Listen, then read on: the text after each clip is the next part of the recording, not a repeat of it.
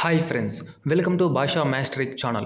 ఈరోజు టాపిక్ ఏంటంటే AP ICET 2022 రిలేటెడ్గా మనకైతే కౌన్సిలింగ్ డేట్స్ అనేది రిలీజ్ చేయడం జరిగింది. అయితే దానికి సంబంధించి రిజిస్ట్రేషన్ ప్రాసెస్ అనేది కూడా మనకైతే స్టార్ట్ అవ్వడం జరిగింది. అయితే దానికి సంబంధించి మీరు మీ యొక్క మొబైల్లో ఏ విధంగా రిజిస్ట్రేషన్ చేయాలి, దాంతోపాటుగా ఫీజు పేమెంట్ ఏ విధంగా చేయాలో మనం ఈ యొక్క వీడియోలో స్టెప్ బై స్టెప్ అయితే తెలుసుకోవడానికి ట్రై చేద్దాం. అంతకంటే ముందు నా చిన్న రిక్వెస్ట్ ఏంటంటే ఫస్ట్ మన ఛానల్ని విజిట్ చేస్తుంటే సబ్స్క్రైబ్ చేసి పక్కనే ఉన్న బెల్ ఐకాన్ యాక్టివేట్లో పెట్టుకోండి. నేను పెట్టే ప్రతి ఒక్క వీడియో మీకైతే నోటిఫికేషన్ ద్వారా రావడం జరుగుతుంది. సో ఇక టాపిక్లోకి వెళ్తే ఇక్కడ చూడండి, మీరైతే గూగుల్ లేదా క్రోమ్లోకి వెళ్ళేసి ఏపీఎస్ సిహెచ్ఈ అని మీరైతే ఇక్కడైతే టైప్ చేయాల్సి ఉంటుంది. సో టైప్ చేయగానే మీకైతే ఇంటర్ఫేస్ అనేది ఈ విధంగా రావడం జరుగుతుంది. సో ఇక్కడ మీరైతే ఏపీఎస్ సిహెచ్ఈ అనే దాన్ని మీరైతే క్లిక్ చేయండి. సో క్లిక్ చేయగానే మరి మీకు ఇంటర్ఫేస్ అయితే ఈ విధంగా రావడం జరుగుతుంది. సో మీరైతే ఎంబీఏకి సంబంధించి మీరైతే అప్లై చేయాలనుకుంటున్నారు కాబట్టి సో ఇక్కడ చూడండి, ఫస్ట్ వన్ ఏపీ ఐసెట్ 2022 అని ఇక్కడ ఇవ్వడం జరిగింది. సో ఇక్కడ చూడండి, క్లిక్ ఇయర్ మీద క్లిక్ చేయాల్సి ఉంటుంది. సో ఇక్కడైతే క్లిక్ చేయండి. సో క్లిక్ చేయగానే మరి ఇక్కడ ఈ విధంగా రావడం జరుగుతుంది. సో ఇది కొత్తగా అప్డేట్ అవ్వడం జరిగింది. ఇక్కడ చూడండి, రిజిస్ట్రేషన్, క్యాండిడేట్ రిజిస్ట్రేషన్, అదేవిధంగా నో యువర్ పేమెంట్ స్టేటస్, అదేవిధంగా అప్లికేషన్ స్టేటస్, ఈ విధంగా అప్డేట్స్ రావడం జరిగింది. సో మీరైతే రిజిస్ట్రేషన్ చేసిన తర్వాత ఫీజు పేమెంట్ చేయాల్సి ఉంటుంది. దాని తర్వాత మీరు మీ యొక్క అప్లికేషన్ స్టేటస్ను చూసుకోవడానికి అయితే అవకాశం అనేది ఉంటుంది. సో ఇది గుర్తుపెట్టుకోండి. నెక్స్ట్ మీరు ఏం చేయాలంటే ఇక్కడ చూడండి, రిజిస్ట్రేషన్ ప్రాసెస్ మీద క్లిక్ చేయాల్సి ఉంటుంది. క్లిక్ చేయగానే మరి మీకు ఈ విధంగా hall ticket number, date of birth, submit ఈ విధంగా రావడం జరుగుతుంది. సో మీరు మీ యొక్క హాల్ టికెట్ నెంబర్ను, డేట్ ఆఫ్ బర్త్ని ఇక్కడ ఎంటర్ చేసి సబ్మిట్ చేయండి. మీరైతే రిజిస్ట్రేషన్కి సంబంధించిన డీటెయిల్స్ అన్ని రావడం జరుగుతుంది. సో నేను ఇక్కడైతే హాల్ టికెట్ నెంబర్ను ఇస్తున్నాను. ఇక్కడ చూడండి, సో ఇక్కడ చూడండి, నేనైతే క్యాండిడేట్, అదేవిధంగా హాల్ టికెట్ నెంబరు, అదేవిధంగా డేట్ ఆఫ్ బర్త్ ఇచ్చిన తర్వాత మీరైతే సబ్మిట్ చేస్తే ఈ విధంగా ఓపెన్ అవ్వడం జరుగుతుంది. సో మీకు సంబంధించిన డీటెయిల్స్ అనేది ముందుగానే ఈ విధంగా రావడం జరుగుతుంది. సో ఇక్కడ చూడండి, పర్సనల్ డీటెయిల్స్ అని ఇక్కడ ఇవ్వడం జరిగింది. సో ఈ విధంగా మీరైతే చేయాల్సి ఉంటుంది. అదేవిధంగా మీకు ఇక్కడైతే కొన్ని మాడిఫై చేయాల్సి ఉంటుంది. ఇక్కడ చూడండి, కొన్ని డీటెయిల్స్ అయితే ఇక్కడ చూడండి, మెయిన్గా ఇక్కడ చూస్తే నాన్ మైనారిటీ సర్టిఫికేట్, అదేవిధంగా ఇక్కడ చూస్తే మీ సేవ క్యాస్ట్ సర్టిఫికేట్, అదేవిధంగా రీజనల్ సర్టిఫికేట్, ఫీజు రియంబర్స్మెంట్ ఎస్ను ఈ విధంగా మీరైతే పెట్టుకోవాల్సి ఉంటుంది. సో మీకైతే మీ యొక్క సర్టిఫికేట్స్ ఉన్నట్టయితే మీ సేవకు సంబంధించి క్యాస్ట్ సర్టిఫికేట్ ఎస్ అని పెట్టాల్సి ఉంటుంది. అదేవిధంగా క్యాస్ట్ సర్టిఫికేట్ యొక్క నెంబర్ను కూడా ఇక్కడైతే ఎంటర్ చేయాల్సి ఉంటుంది. సో ఈ యొక్క విషయాన్ని అయితే గుర్తుపెట్టుకోండి. నెక్స్ట్ మీకైతే ఫీజు రియంబర్స్మెంట్ అనేది ఉన్నట్లయితే మీరైతే ఇక్కడ ఎస్ అనేది పెట్టాల్సి ఉంటుంది. అదేవిధంగా మీకు మీ సేవ సర్టిఫికేట్ యొక్క ఇన్కమ్ సర్టిఫికేట్ నెంబర్ను కూడా ఇక్కడైతే ఎంటర్ చేయాల్సి ఉంటుంది. ఈ యొక్క విషయాన్ని గుర్తుపెట్టుకోండి. నెక్స్ట్ క్యాస్ట్ ఇన్కమ్ తర్వాత కిందికి ఇట్లా స్క్రోల్ చేసినట్లయితే స్పెషల్ కేటగిరీ, ఫిజికల్ ఛాలెంజ్ ఇవన్నీ అయితే ఏం అవసరం లేదు, ఉన్నట్లయితే పెట్టుకోవచ్చు. అదేవిధంగా డిగ్రీ సర్టిఫికేట్స్ అనేది చాలా ఇంపార్టెంట్. సిఎంఎం సర్టిఫికేట్కి సంబంధించిన హాల్ టికెట్ నెంబరు, అదేవిధంగా మీరు డిగ్రీలో వచ్చినటువంటి మార్క్స్ పర్సెంటేజ్ ఎంత, దాంతోపాటుగా మీ యొక్క మార్క్స్ మెమోని ఇక్కడ అప్లోడ్ చేయాల్సి ఉంటుంది.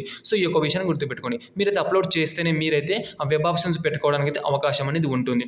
నెక్స్ట్ ఎడ్యుకేషన్ క్వాలిఫికేషన్స్ అనేది ఇక్కడ ఇవ్వడం జరిగింది. మీరైతే చూసుకొని ఈ విధంగా చూసుకోవచ్చు. నెక్స్ట్ ఏపీ ఐసెట్ 2022 సంబంధించి మీకు ఆల్రెడీగా ఇక్కడ హాల్ టికెట్ నెంబరు, అదేవిధంగా మార్క్స్ ఎన్ని వచ్చినాయి, అదేవిధంగా ర్యాంక్ ఎంత, ఈ విధంగా క్వాలిఫికేషన్ ఏంటి అని ఇక్కడ అయితే ఆటోమేటిక్గా రావడం జరుగుతుంది.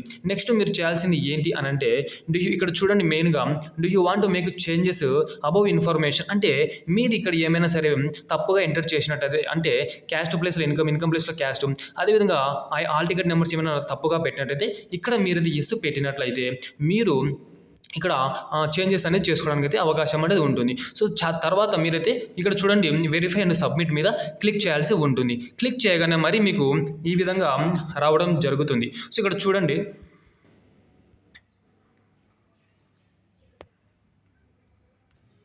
సో ఇక్కడ చూడండి, మీరైతే ఎస్ పెట్టి సబ్మిట్ చేయగానే మీకైతే మరి ఈ విధంగా రావడం జరుగుతుంది. నెక్స్ట్ క్యాండిడేట్ డీటెయిల్స్ మీద ఇక్కడైతే మేల్ ఆర్ ఫీమేల్ ఈ విధంగా 10th క్లాస్కి సంబంధించిన అప్లోడ్ చేయాల్సి ఉంటుంది. అదేవిధంగా ఇక్కడ మీరు ఏమైతే చేంజ్ చేయాలనుకుంటారో వాటిని మీరైతే అప్డేట్ చేయాల్సి ఉంటుంది. సో దాంతోపాటుగా ఇక్కడ మీకు ఎన్సీసీ సర్టిఫికేట్ ఉన్నట్లయితే, అదేవిధంగా స్పోర్ట్స్కి సంబంధించి, అదేవిధంగా ఇక్కడ ఇవన్నీ మీరైతే అప్లోడ్ చేయడానికి అవకాశం అనేది ఉంటుంది. నెక్స్ట్ మీరు ఇవన్నీ చేసిన తర్వాత డిస్క్లైమర్ మీద ఇక్కడ క్లిక్ చేసి మీరైతే మీరైతే సబ్మిట్ చేస్తే మీ యొక్క రిజిస్ట్రేషన్ అనేది కంప్లీట్ అవ్వడం జరుగుతుంది. సో ఈ విధంగా మీరైతే క్యాస్ట్, ఇన్కమ్, అదే విధంగా మీ యొక్క ర్యాంకు సంబంధించిన డీటెయిల్స్ అన్నీ మీరైతే ఇచ్చినట్లయితే డిగ్రీకి సంబంధించిన సర్టిఫికేట్స్ అప్లోడ్ చేసి ఈ విధంగా మీరైతే సబ్మిట్ చేయాల్సి ఉంటుంది. ఈ విధంగా చేస్తే మీరైతే రిజిస్ట్రేషన్ కంప్లీట్ అవుతుంది.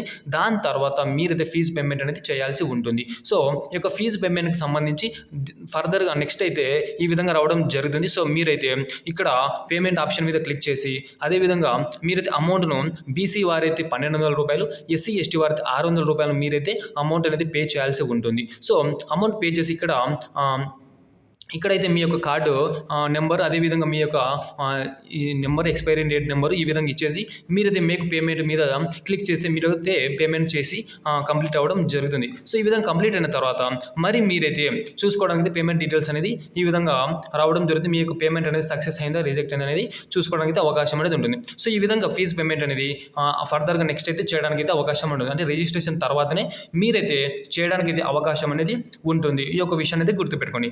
నెక్స్ట్ మీరు ఈ విధంగా రిజిస్ట్రేషన్ అయిపోయిన తర్వాత ఫీజు పేమెంట్ స్టేటస్ కూడా చూసుకోవడానికి అయితే అవకాశం ఉంది. అక్కడ క్లిక్ చేయగానే మీరైతే హాల్ టికెట్ నెంబర్, అదేవిధంగా డేట్ ఆఫ్ బర్త్ సబ్మిట్ మీద క్లిక్ చేస్తే మీకైతే మీ యొక్క ఫీజు పేమెంట్కి సంబంధించిన డీటెయిల్స్ అయితే చూసుకోవడానికి అవకాశం ఉంటుంది.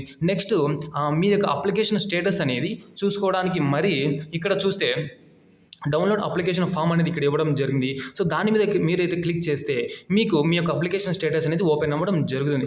అక్కడ మీకు ఇన్కమ్ సర్టిఫికేట్లో ఫీజు రియంబర్స్మెంట్ గురించి ఎస్ ఉన్నట్లయితేనే మీకైతే ఫీజు రియంబర్స్మెంట్ అనేది రావడానికి అయితే అవకాశం అనేది ఉంటుంది. ఈ యొక్క విషయాన్ని అయితే గుర్తుపెట్టుకోండి. సో ఈ విధంగా మనమైతే రిజిస్ట్రేషన్ అదేవిధంగా ఫీజు పేమెంట్ చేయడానికి అవకాశం అనేది ఉంది స్టెప్ బై స్టెప్గా. సో దీని తర్వాత మీరైతే వెబ్ ఆప్షన్స్ పెట్టుకోవడానికి అవకాశం అనేది ఉంటుంది. సో నెక్స్ట్ వీడియోలో మనమైతే వెబ్ ఆప్షన్స్ అనేది ఏ విధంగా పెట్టుకోవాలో మనమైతే క్లారిటీగా తెలుసుకుందాం. అదేవిధంగా మీరైతే మీ మొబైల్లోని వెబ్ ఆప్షన్స్ను ఎలా పెట్టుకోవాలి, ఎలా చేంజ్ చేసుకోవాలో మనమైతే క్లారిటీగా తెలుసుకోవడానికి ట్రై చేద్దాం. సో అంతేకాకుండా మీకు ఇంకా ఏమైనా డౌట్స్ ఉన్నట్టయితే నేనైతే డిస్క్రిప్షన్లో వాట్సాప్ లింక్ కూడా ఇవ్వడం జరుగుతుంది.